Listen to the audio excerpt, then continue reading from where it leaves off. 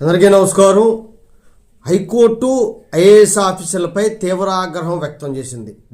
దేనికి సంబంధించిన అంటే చేపల సీడుకు సంబంధించిన నగదును వెంటనే చెల్లించాలి అని చెప్పి హైకోర్టు ఆదేశాలు జారీ చేసింది. బాలరాజు అని ఫిష్ సీడ్ ఫామ్ తాలూకా యజమాని హైకోర్టులో ఒక రిట్ పిటిషన్ దాఖలు చేశాడు. దీని మీద హైకోర్టు ఏం చేసింది, విచారణ జరిపి ఆ సంబంధిత అధికారులకి వెంటనే మీరు ఇవ్వాల్సిన గవర్నమెంట్ నుండి ఇవ్వాల్సిన డబ్బుల్ని వెంటనే శాంక్షన్ చేయమని చెప్తే వాళ్ళు చేయలేదు.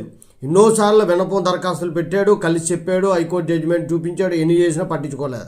ఇప్పుడు హైకోర్టు సీరియస్గా కంటెంప్ట్ ఆఫ్ కోర్టు తీసుకుని దాని మీద ఆదేశాలు జారీ చేసింది. ఎవరెవరికి అంటే పశు సంవర్ధక శాఖ తాలూకా స్పెషల్ చీఫ్ సెక్రటరీ సవ్యసాచి ఘోష్కి, ఆర్థిక శాఖ ముఖ్య కార్యదర్శి సందీప్ కుమారు సుల్తానియాకి, మత్స్యశాఖ తాలూకా commissioner Priyanka, deputy director Srinivas, ఇంకొంతమంది మీరు నేరుగా హైకోర్టుకి హాజరయ్యి సమాధానం చెప్పాలి అని చెప్పేసి చెప్పింది.